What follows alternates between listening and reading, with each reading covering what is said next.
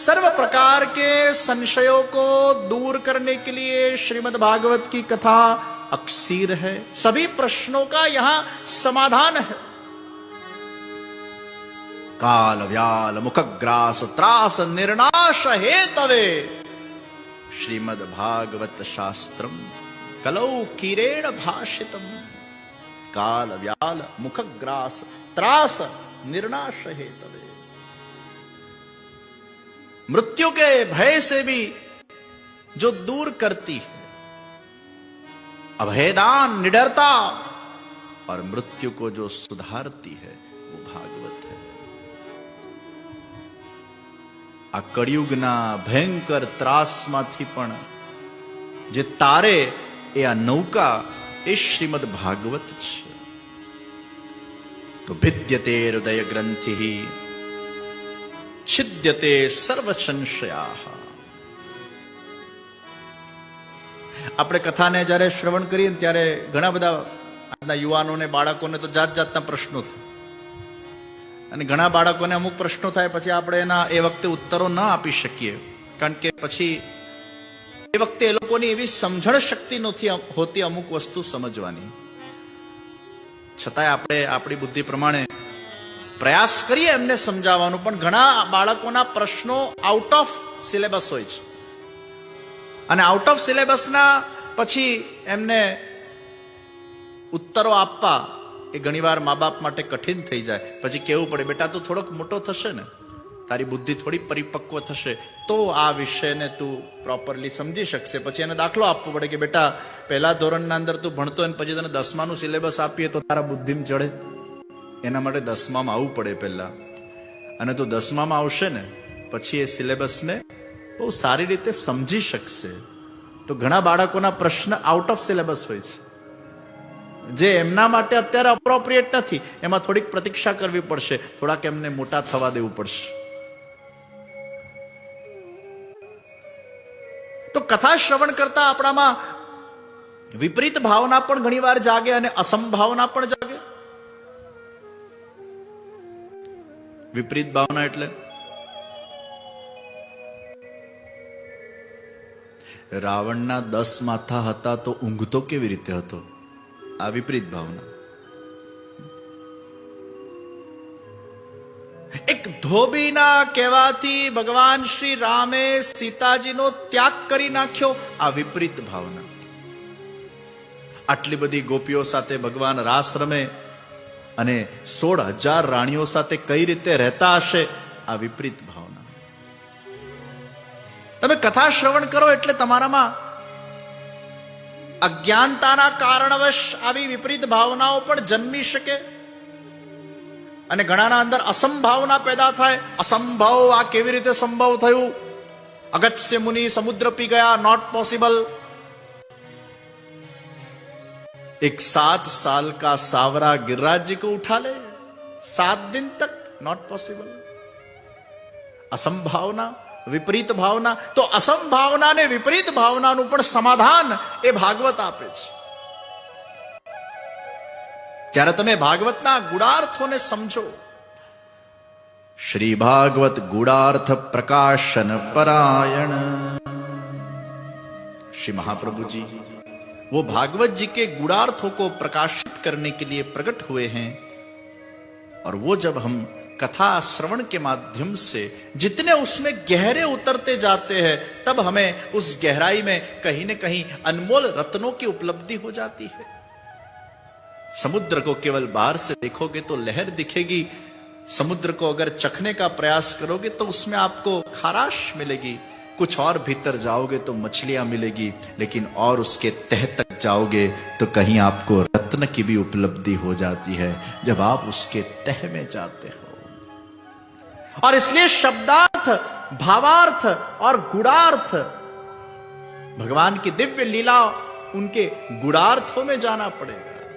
और जब आप गुणार्थों में जाते हो तब आपकी विपरीत भावना, असंभावना का आपको समाधान मिल जाता है। और आप याद रखें, भगवान कौन है? पूर्ण पुरुषोत्तम है। कर्तुम अकर्तुम अन्यथा कर्तुम। પૂરબમાંથી સૂર્યને ઉગાડી શકે એ કરતુમ, પશ્ચિમમાંથી સૂર્યને ઉગાડે એ અકર્તુમ, અને સૂર્યને ઉગાડે જ નહીં અન્યથા કરતુમ. એટલે તો ભગવાને જ્યારે રાસ કર્યો ત્યારે સૂર્યને ઉગાડ્યું જ નથી, અન્યથા કરતુમ. 6 महीना वो रात्रि ही रही. भगवान कहते हैं मैं चाहूं तो सूर्य उग सकता है, मैं चाहूं तो कहां से भी उग सकता है, मैं चाहूं तो उसको मैं उगाऊं ही नहीं, वो मेरी इच्छा है. मैं पूर्ण पुरुषोत्तम हूं, मैं कुछ भी कर सकता हूं. अरे एक साधारण मनुष्य પણ આજે અસંભવ સંભવ કરી નાખે છે. અને આપણે બિલીવ ઇટ ઓર નોટ ના અંદર ઘણીવાર જોતા હોઈએ છે એવા એવા ટેલેન્ટેડ લોકો આ સંસારમાં ને આ વિશ્વના અંદર છે કે આપણી અકલ કામ ન કર્યા કઈ રીતે આ કામ કરતા હશે. વિજ્ઞાને જે રીતે પ્રગતિ કરી છે, વિજ્ઞાન જે રીતે આગળ આવ્યું છે, વિજ્ઞાને જે રીતે ટેકનોલોજીનો ઉપયોગ કર્યો છે, ચેટ જીપીટી જેવા આજે ટેકનોલોજીકલ વિષયો આપણા સામે આવી ગયા છે. આપણને થાય આ કેવી રીતે સંભવ થાય? આજે મોબાઈલ ટેકનોલોજી હોય, કોમ્પ્યુટરની ટેકનોલોજી હોય, હવાઈ જહાજની ટેકનોલોજી હોય, રોકેટની ટેકનોલોજી હોય, આ ટેકનોલોજીઓ કઈ રીતે બની? એક માણસ અગર અસંભવ સંભવ કરી નાખતું હોય, એ માણસ ને બનાવનાર ઈશ્વર એ શું ન કરી શકે? એમાં કેટલી શક્તિ હશે? તો બધા જ પ્રકારની જે અસંભાવનાઓ છે, વિપરીત ભાવનાઓ છે, એના ઉત્તર આ ગ્રંથમાંથી આપણને મળે છે. અને એટલે જ યુવાનોએ ખાસ કથાઓ સાંભળવી જોઈએ, યુવાનોએ ખાસ સત્સંગ કરવો જોઈએ. કારણ કે અમે જ્યારે એમના ઘરે પધરામણીઓમાં જઈએ ને, કોઈક વાર બરોડા કે રાજકોટ જ્યાં આપણી હવેલી હોય ત્યાં લોકો મળવા આવતા હોય, યુવાનોને લઈને આવતા હોય. ઘણીવાર અમારી લોકોના ઘરે પધરામણી થતી હોય અને ઘણા યુવાનો પછી અમુક પ્રશ્ન પૂછતા હોય, ટાઈમ ઓછો હોય, બહુ બધી જગ્યાએ જવાનું હોય અને એ લોકોના પ્રશ્નો ખૂબ હોય અને એમને એવું કે ગાગરમાં આખું સાગર ભરાઈ જાય, અમને 10 મિનિટમાં આખી ફિલોસોફી સમજાવી દો તો અમે પછી માનતા થઈ જઈએ કે આ બધું અમારે કેમ કરવાનું. શરીરના એક ઓર્ગનને જાણવા માટે પણ વર્ષોના વર્ષ નીકળી જાય. ત્યારે જઈને તમે હાર્ટ સ્પેશિયાલિસ્ટ બનો, લીવર સ્પેશિયાલિસ્ટ બનો. એક શરીરના ઓર્ગનને જાણવા માટે પણ વર્ષો મહેનત કરવી પડે ને ભણવું પડે. તો આખું આ શરીર શું, આખું જગત બનાવનાર ઈશ્વરને જો જાણવું હોય તો થોડોક સમય તો આપવો પડે ને. 7 દાડાની કથા કોઈને અટેન્ડ કરવી નથી ને પછી ઘેર આવી એટલે 10 મિનિટમાં આખી કથાનો સાર જોઈએ, એ કેમ શક્ય બને? એટલે આજના યુવાનોએ આ સત્સંગ સાંભળવાની બહુ જરૂર છે. અને આજના યુવાનો જ સૌથી વધારે ગેરમાર્ગે દોડાઈ જાય છે. આજના યુવાનો ઘણીવાર ડિપ્રેશનમાં આવીને ખોટા પગલા ભરી લે છે, ખોટા નિર્ણયો લઈ લે છે, આપઘાત સુધી પહોંચી જાય છે. અને પછી એ ખોટા પગલા લીધા પછી એ લોકોને અત્યંત એનું રંજ થાય છે. અને 50, 55, 60 વર્ષે પછી જાગે, પછી સત્સંગમાં આવે. 50 વર્ષે જાગો તોય કઈ ખોટું નથી, જાગ્યા તો ખરા, જાગ્યા ત્યારથી સવાર. પણ માતા પિતા પ્રોત્સાહિત કરે આજના યુવાનોને. અને એટલે જ વીવાયોના વર્લ્ડના યુટ્યુબ ચેનલ પર, વીવાયો વર્લ્ડ યુટ્યુબ ચેનલ પર સન્ડે સત્સંગનું શુભારંભ કરવામાં આવ્યું. એમાં હરિનામ સંકીર્તન, મેડિટેશન અને યમુનાષ્ટક ઉપર અત્યારે આખી સિરીઝ ચાલી રહી છે. અને પુષ્કળ યુવાનો ઘેર બેઠા, કારણ કે કદાચ વીકડે હોય, બપોરનો સમય હોય, યુવાનોને કદાચ પ્રત્યક્ષમાં કથામાં આવવાનું ફાવે ન ફાવે, તો યુટ્યુબ ચેનલના માધ્યમથી પણ આજે સત્સંગ ઘેર બેઠા તમારી અનુકૂળતાએ ઉપલબ્ધ છે. અને પુષ્કળ યુવાનો એમાં જોડાઈ રહ્યા છે. અને મને આનંદ છે કે ઘણા યુવાનો એ ભક્તિ માર્ગમાં આગળ વધીને આજે પોતાનું જીવન ધન્ય બનાવી રહ્યા છે. એમ નથી કે છોકરાઓને સત્સંગ નથી ગમતું, એમને ગમે છે, પણ એમને આપણે પ્રેક્ટિકલ નોલેજ આપવું પડશે. એમના અમુક પ્રશ્નોના સમાધાનો આપણે આપવા પડશે. એમની આ વિપરીત ભાવના અને અસંભાવનાઓ જે કથામાંથી એમને પ્રગટ થતી હોય છે, જે ધર્મના અંદર પ્રગટ થતી હોય છે, એનું નિરાકરણ આપવું પડશે. અને જ્યારે એમને એનું નિરાકરણ પ્રાપ્ત થઈ જાય છે, એ જ્ઞાનની પ્રાપ્તિથી એવો પ્રકાશ પ્રગટ થાય છે કે પરસેપ્શનના અને ખોટી માન્યતાઓના જે વાદળો એ લોકોના જીવનમાં હતા અને એ સૂર્યના સામે આવીને અંધકાર લાવતા હતા, એ એ વાદળો નીકળી જાય છે અને સૂર્ય પ્રકાશિત થઈ જાય છે. They get enlightened. આ જાગૃતિ એ કથાથી આવે, સત્સંગથી આવે. અને એટલે જ કોટી કોટી સૂર્યના પ્રકાશ જેવું જ્ઞાન જેમાં છે એવા સૂતજી નૈમિષારણ્યની ભૂમિમાં વિરાજમાન થઈને 88,000 ઋષિઓના વચ્ચે ભગવદ ગુણાનુવાદ કરવાનું પ્રારંભ કરી રહ્યા છે. ઋષિઓએ બ્રહ્માજીને વિનંતી કરી, હે બ્રહ્માજી, અમારે તપ કરવું છે, સત્સંગ કરવું છે. એવી કઈ શ્રેષ્ઠ જગ્યા છે જ્યાં અમે બેસીએ ને અમારું મન તરત શાંત થઈ જાય? બ્રહ્માજીએ મનોમય ચક્ર પ્રગટ કર્યું. ऋषियों ने કીધું, ये मनोमय चक्र जहां रुक जाए उस भूमि के ऊपर आप बैठो और आपको परम शांति का अनुभव होगा. और उसी भूमि का नाम है नैमिषारण्य. ये मनोमय चक्र જ્યાં શાંત, આંખ બંધ કરવું નિમેષ, ખોલવું ઉન્મેષ, પલક ઝપકતા જ્યાં ચિત્ત આપણું શાંત બની જાય એ નૈમિષારણ્ય. આ ઋષિ મુનિઓ વિરાજમાન થયા, સૂતજીને ઉપર બિરાજમાન કર્યા. નૈમિષે સુતમાસીન અભિવાદ્ય મહામતિમ કથામૃત રસાસ્વાદ કુશલ શૌનકો બ્રવીત. અજ્ઞાનદ્વાંત વિદ્વંસ કોટિ સૂર્ય સમપ્રભા सूताख्यायी कथा सारम मम कर्ण रसायन. भक्ति ज्ञान विरागाप्तो विवेको वर्धते महा. माया मोह निराश्च वैष्णवै क्रियते कथम. સૂતજીનું અભિવાદન કરીને ઊંચા આસન પર એમને બેસાડવામાં આવ્યા. હે સૂતજી, આપના જ્ઞાન વડે અમારો અજ્ઞાનનું અંધકાર આપ દૂર કરો. હે સૂતજી, માયા મોહનું નિરસન કઈ રીતે થાય એના પર આપ પ્રકાશ પધરાવો. ભક્તિ જ્ઞાન ને વૈરાગની પ્રાપ્તિ કઈ રીતે થાય. સૂતજીએ કથાનું શુભારંભ કર્યું છે. आइए हम नैमिषारण्य से बद्रिकाश्रम पहुंचे. जे बद्रिकाश्रम ना अंदर सनकादि मुनियोનું મિલન નારદજી સાથે થયું છે. એકદા હિ વિશાલાયામ ચત્વાર ઋષયો મલા સત્સંગાર્થમ સમાયાતા દદૃશુસ્તત્ર નારદમ. कथम ब्रह्मन्दिन मुख कुतश्चिंतातरो भवान् कुतश्चिंतातुरो भवान्. नारद जी और सनकादि मुनि का मिलन हुआ.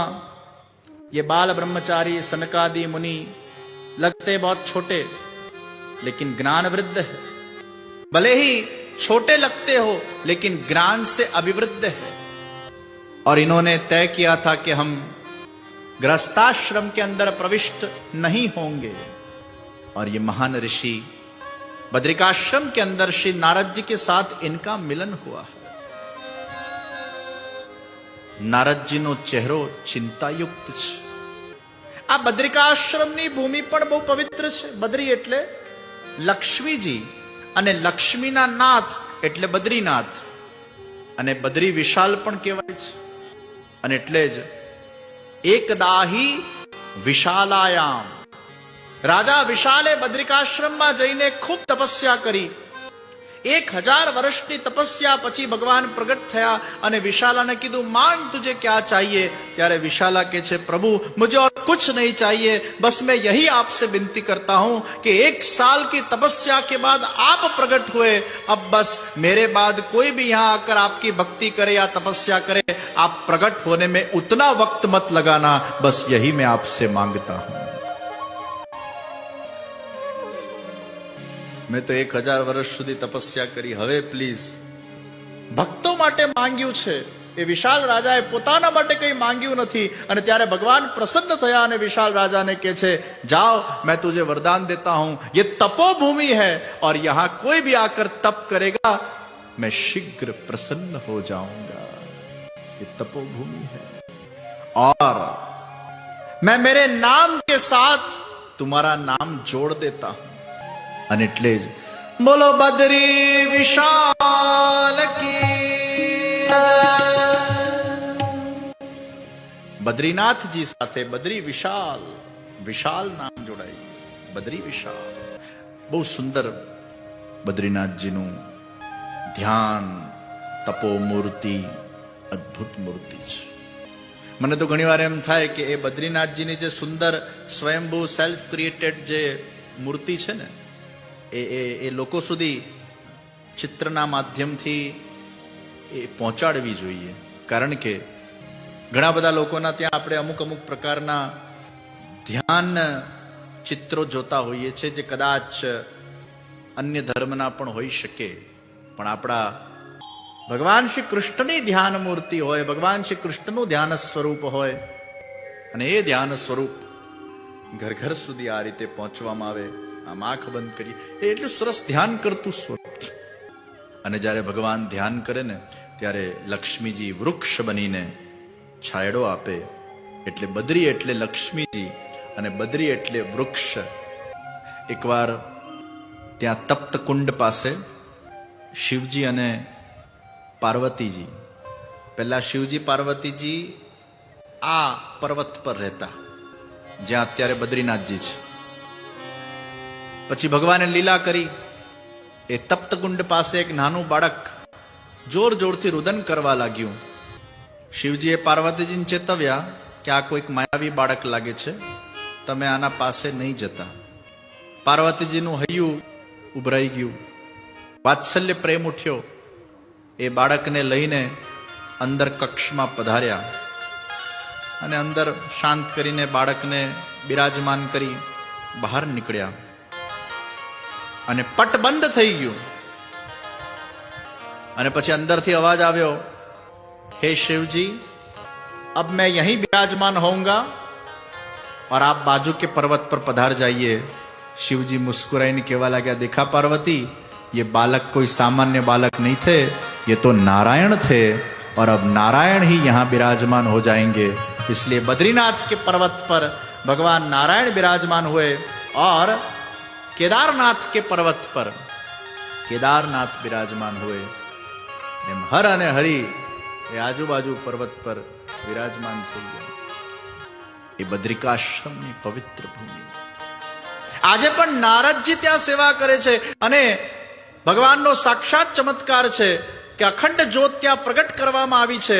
અને જ્યારે 6 મહિના પટ બંધ હોય છે ત્યારે અખંડ જ્યોતમાં કોઈ ઘી પુરાઈ શકે એવી સંભાવના નથી. ત્યાં બધું જ બંધ થઈ જતું હોય છે.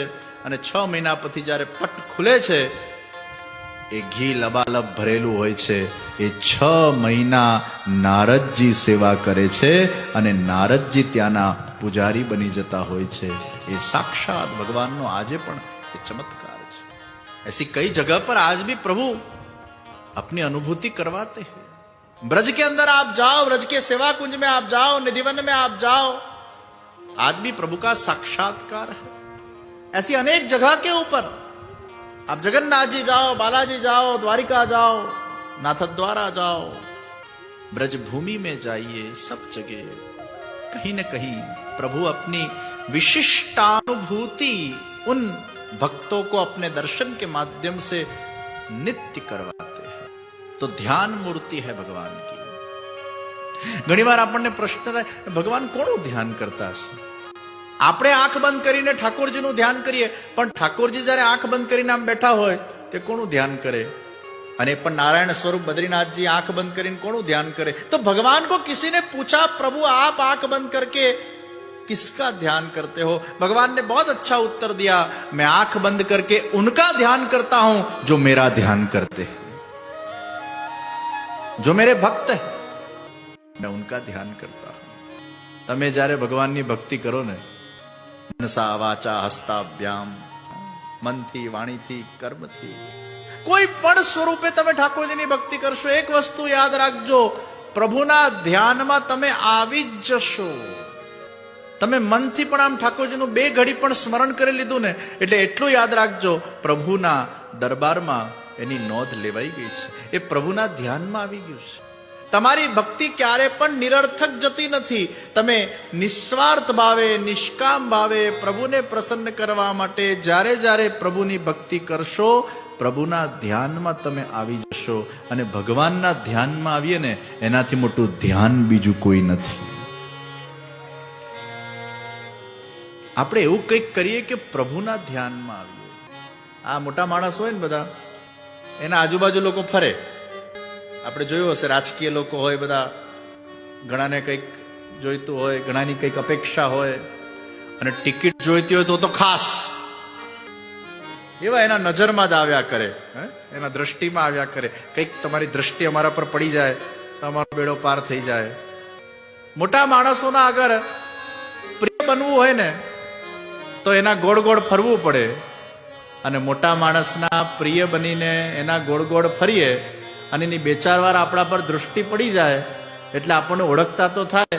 એટલે પછી જ્યારે આપણને મળે, ઓ હા, તમને તો ઓળખું છું, અને એના ધ્યાનમાં આવી જઈએ ને, તો ક્યાંક એના ધ્યાનમાં આવે, આ માણસ સારો મળવા આવે છે, આંખના સામે રહે છે, વારંવાર બિચારો ધક્કા ખાય છે, હવે ક્યાંક આને કઈક જગ્યાએ ગોઠવીશું. મોટા માણસોની ગોઠવણમાં ગોઠવાવું હોય ને, તો એમના વારંવાર નજરમાં આવવું પડે. એમ ભગવાનના ધ્યાનમાં પણ ગોઠવાવું હોય ને, તો ભગવાનના નજરમાં આવવું પડે. અને જે ભક્તિ કરે છે ને, એ ભગવાનના નજરમાં આવી જાય છે. એટલે જ આપણે ભગવાનના ગોળ ગોળ ફરીએ છીએ. ગિરિરાજની પરિક્રમા ગોળ ગોળ ગોળ કેમ ફરીએ છીએ? ભગવાનના નજરમાં તો આવીએ, પ્રભુના દર્શન કરીએ, પ્રભુની સેવા કરીએ, પ્રભુની નજરમાં રહીએ. दुनिया की नजर में आप क्या हो वो इंपॉर्टेंट नहीं है, प्रभु की नजर में आप आ गए वो बहुत बड़ी बात है. दुनिया की नजर में जाने से नजर लग जाती है, लेकिन प्रभु के नजर में आने से प्रभु की नजर हम पर आ जाती है. और प्रभु की दृष्टि हम पर आ जाए ना, हमारे अनेक पाप, अनेक दोष धुल जाते हैं. तो प्रभु की दृष्टि में हम आ जाए. અને એટલે જ ધ્યાન મૂર્તિ. તમે કઈ પણ ભક્તિ કરશો, ભગવાનના ધ્યાનમાં આવશો. ચિંતા નહીં કરો, ચિંતન કરો. અને તમે જેટલું ચિંતન કરશો, પ્રભુના ચિત્તમાં તમે આવી જશો.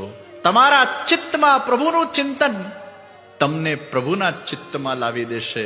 કારણ કે આપણે તો ભગવાનને યાદ કરીએ જ, પણ યાદ રાખજો, એમના અંગત ભક્તોને ભગવાન પણ પોતે યાદ કરતા હોય છે. અહીંયા નારદજી ચિંતા કરે છે. મહાપુરુષો સમાજની ચિંતા કરે, પોતાની ચિંતા ન કરે. મનુષ્ય પોતાની ચિંતા કર્યા કરે, અને ચિંતામાં ને ચિંતામાં બળ્યા કરે, બળ્યા કરે, બળ્યા કરે, બળ્યા કરે, બળ્યા કરે. ચિત્ત તુષિદ ને ચિંતા કરે, કૃષ્ણને કરવું હોય તે કરે. ચિત્ત તુષિદ ને ચિંતા કરે, કૃષ્ણને કરવું હોય તે કરે. ચિત્ત તુષિદ ને ચિંતા ધરે, કૃષ્ણને કરવું હોય તે કરે. સ્થાવર જંગમ જડ ચેતનમાં માયાનું બળ જટથી છરે. સ્થાવર જંગમ જડ ચેતનમાં માયાનું બળ જટથી છરે. સ્મરણ કર શ્રી કૃષ્ણચંદ્રનું જન્મ જન્મના પાપ બળે. ચિત્ત તુષિદ ને ચિંતા ધરે, કૃષ્ણને કરવું હોય તે કરે. ચિત્ત તુષિદ ને ચિંતા ધરે, કૃષ્ણને કરવું હોય તે કરે.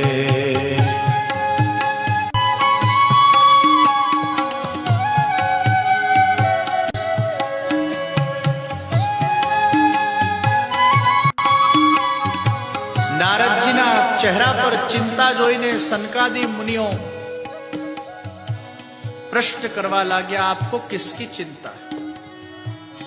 आप तो नारायण नारायण नारायण नारायण करते हो। जो नारायण का जाप करता है उसके जीवन में चिंता कौन सी? वो तो चिंतन में होता है। पर महापुरुष खुद के लिए चिंता नहीं करते, वो तो समाज के लिए चिंता करते हैं।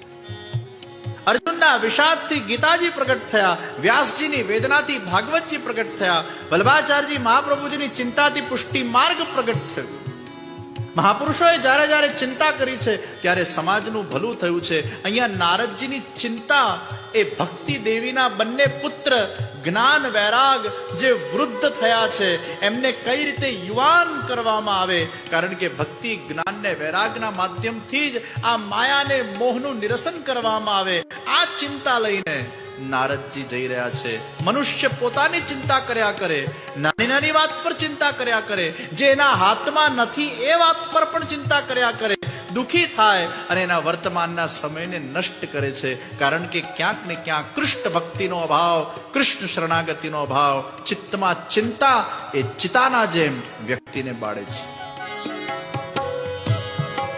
હરિ નારાયણ નારાયણ હરિ નારાયણ નારાયણ હરિ નારાયણ નારાયણ હરિ નારાયણ નારાયણ। ચિત્ત તુસિદને ચિંતા ધરે, કૃષ્ણ કરવું હોય તે કરે। ચિત્ત તુસિદને ચિંતા ધરે, કૃષ્ણ કરવું હોય તે કરે। નવર માસ રહી ગર્ભમાં પ્રાણી, કૃષ્ણ ચંદ્રનું ધ્યાન ધરે। નવર માસ રહી ગર્ભમાં પ્રાણી, કૃષ્ણ ચંદ્રનું ધ્યાન ધરે। માયાનું જા ખરું આવરણ, લખ 84 ફેરા ફરે। ચિત્ત તુસિદને ચિંતા ધરે, કૃષ્ણ કરવું હોય તે કરે। ચિત્તને ચિંતા ધરે, કૃષ્ણ કરવું હોય તે કરે। કૃષ્ણ કરવું હોય તે કરે, કૃષ્ણ કરવું હોય તે કરે। કૃષ્ણ કરવું